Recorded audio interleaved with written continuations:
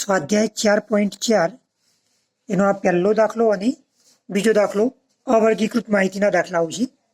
જે આપણે ઉદાહરણ 12 અને ઉદાહરણ 13, ઉદાહરણ 14 જોયું તો એ રીતના દાખલા છે. એટલે ઉદાહરણ 12 કે 13 ની રીતે કરી શકાય બંને દાખલાઓ. એટલે તમારે હોમવર્કમાં જાતે કરવાના છે. હવે ઉદાહરણ સ્વાધ્યાય 4.4 નો ત્રીજો દાખલો જોઈએ. એક બેંકમાં થાપણની રકમ અને થાપણદારોની સંખ્યા દર્શાવતી માહિતી નીચે મુજબ છે. તે પરથી થાપણની રકમનો પ્રમાણિત વિચલનાંક શોધો. તો થાપણની રકમ આપણે આપી છે 5,000 રૂપિયામાં છે. 5,000, 10,000, 15,000 એમ. અને થાપણદારોની સંખ્યા આપેલી છે. એટલે આ અસતત આવૃત્તિ વિતરણ થયું. તો આ એક્સ છે. થાપણની રકમ એટલે એક્સ વડે દર્શાવાય.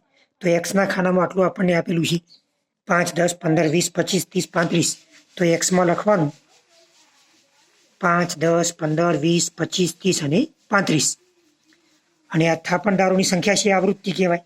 તો એફ એટલે આ એક્સ કહેવાય, આ એફ કહેવાય. તો એફમાં 2, 7, 11, 15, 10, 4, 1. તો એફમાં આવશે 2, 7, 11, 15, 10, 4, 1. ટોટલ થાય છે 50. હવે આ અસતત આવૃત્તિ વિતરણ માટે આપણે સૂત્ર જોયા હતા કે એક આ સૂત્ર અને બીજું સૂત્ર પણ થાય. આપણે આ સૂત્રથી કરી શકીએ અને ટૂંકી રીતના સૂત્રથી પણ કરી શકાય. બે સૂત્ર છે સીધી રીત માટે, જે આપણે આગળના વિડીયોમાં જોયા હતા.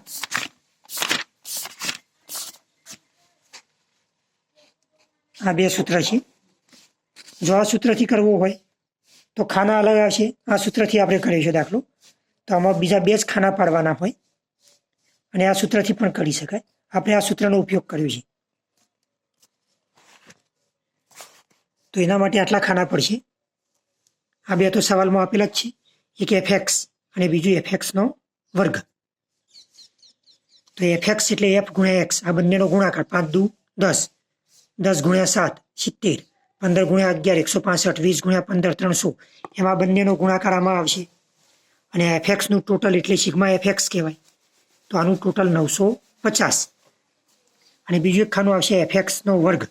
આ એફએક્સના વર્ગનો મતલબ આવો થાય કે એફએક્સ ગુણ્યા એક્સ એટલે એક્સનો વર્ગ થઈ જાય. તો આનો મતલબ થાય કે એફ ગુણ્યા એક્સનો વર્ગ. એક્સ 2 વાર આવે એટલે. તો આ એફ ગુણ્યા એક્સ વર્ગ કહેવાય આને. તો આ એફએક્સનો આ એક્સ વડે ગુણાકાર એટલે આ બંનેનો ગુણાકાર કરવાનો, આમાં લખવાનો. તો આ 10 ગુણ્યા 5 50, 70 ગુણ્યા 10 700, 15 ગુણ્યા 165 તો 2475, 20 ગુણ્યા 300 એટલે 6,000, 25 ગુણ્યા 250 તો 6,250, 30 ગુણ્યા 120 એટલે 3600, 35 ગુણ્યા 35 તો 1225.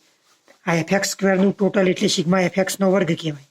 સિગ્મા એફએક્સનો વર્ગ આવ્યો 20,300. હવે આ સૂત્રમાં મૂકી દેવાના કે એક્સ બાર બરાબર સિગ્મા એફએક્સ છેદમાં એન. તો આ સિગ્મા એફએક્સ એટલે 950 અને એન એટલે 50. ભાગાકાર આવશે 19. તો એક્સ બાર આવશે 19.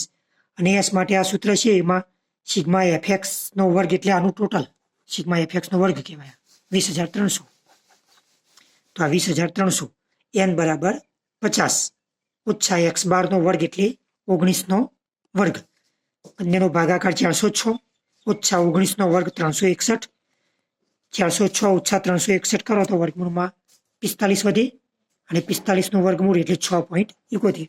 તો આ પ્રમાણિત વિચલન આવી ગયું. આપણે પ્રમાણિત વિચલનાંક શોધવાનું છે. અને પ્રમાણિત વિચલનાંક માટે સૂત્ર છે એસના છેદમાં એક્સ બાર. તો એસ એટલે 6.71 અને એક્સ બાર એટલે 19.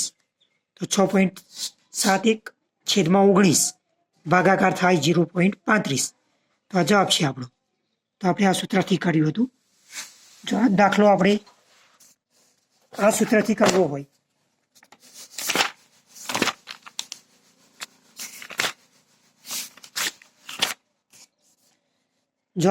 દાખલો કરવો હોય